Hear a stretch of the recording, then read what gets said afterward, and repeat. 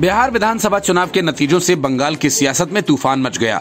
विधायकों और मंत्रियों के बगावती बोल से ममता बनर्जी बैकफुट पर चली गई।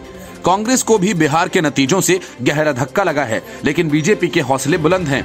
सिर्फ बीजेपी ही नहीं, असदुद्दीन ओवैसी ने भी बिहार में मिली जीत के बाद बंगाल पर निशाना साधना शुरू कर दिया है। ओवैसी की पार्टी ने ममता बनर्जी को गठबंधन करने का खुला ऑफर दे दिया। बिहार में 5 मुस्लिम बाहुल्य सीटों पर जीत दर्ज करने वाली ऑल इंडिया मजलिसे इत्तेहादुल मुस्लिमीन यानी AIMIM ने स्पष्ट कर दिया है कि कार्यक्रमों की घोषणा के बिना वो भी बंगाल में सक्रिय हो चुके हैं। AIMIM के केंद्रीय प्रवक्ता ने कहा कि अगर तृणमूल कांग्रेस चाहे तो वो पश्चिम बंगाल में गठबंधन के अंतर्गत चुनाव लड़ सकते हैं। यानी कि पश्चिम बंगाल चुनाव से पहले AIMIM ने ममता बनर्जी के सामने गठबंधन के दरवाजे खोल दिए। मतलब बंगाल में मुस्लिम वोट बैंक की लड़ाई अब काफी तेज हो चुकी है। कांग्रेस को जीतने के लिए मुस्लिम वोट बैंक की दरकार है और लेफ्ट पार्टियां भी मुसलमानों के भरोसे ही हैं। ममता बनर्जी के सबसे वफादार वोटर्स भी मुस्लिम ही हैं और अब ओवैसी भी इसी वोट बैंक में बड़ी सेंध लगाने की तैयारी में हैं। माना जा रहा है कि ममता बनर्जी को गठबंधन का ऑफर देकर ओवैसी ने एक तरह से TMC को घेर लिया।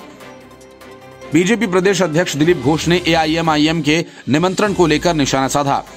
उन्होंने चुटकी लेते हुए कहा कि AIMIM हमें हराने के लिए सेक्युलर पार्टियों की जोड़ कर रही है। उन्होंने कहा कि हमें AIMIM TMC गठबंधन को लेकर कुछ भी नहीं कहना है। AIMIM ने बिहार में 5 सीटें जीतने के बाद TMC को यह ऑफर दिया। हमें कोई दिक्कत नहीं है। हम लोगों ने ये जीत संगठनात्मक मजबूती की वजह से हासिल की है। हम लोग आने वाले समय में इसी मजबूती के जोर पर बंगाल में भी सत्ता बदल देंगे। TMC नेता शुभेंदु अधिकारी के बीजेपी में शामिल होने के सवाल पर दिलीप घोष ने कहा उन्हें इसकी जानकारी नहीं है, लेकिन ये सच है कि TMC में कोई नेता बागी हो रहे हैं। उन्होंने कहा कि ये एक प्रभावी नेता हैं, परिवहन मंत्री हैं। इसके अलावा 4-5 TMC विधायक और भी हैं जो बागी हो रहे हैं। वे कहते हैं कि उनका पार्टी में दम घुटता है। TMC में कोई मान सम्मान नहीं है।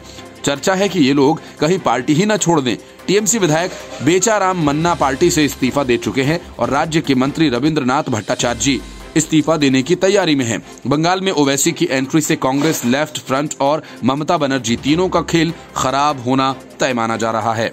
और जब मुस्लिम वोट बैंक के लिए तीनों के बीच कांटे की लड़ाई होगी तो बीजेपी इसे अपने लिए बेहतर मौका मानकर चल रही है। Bureau report, news of India.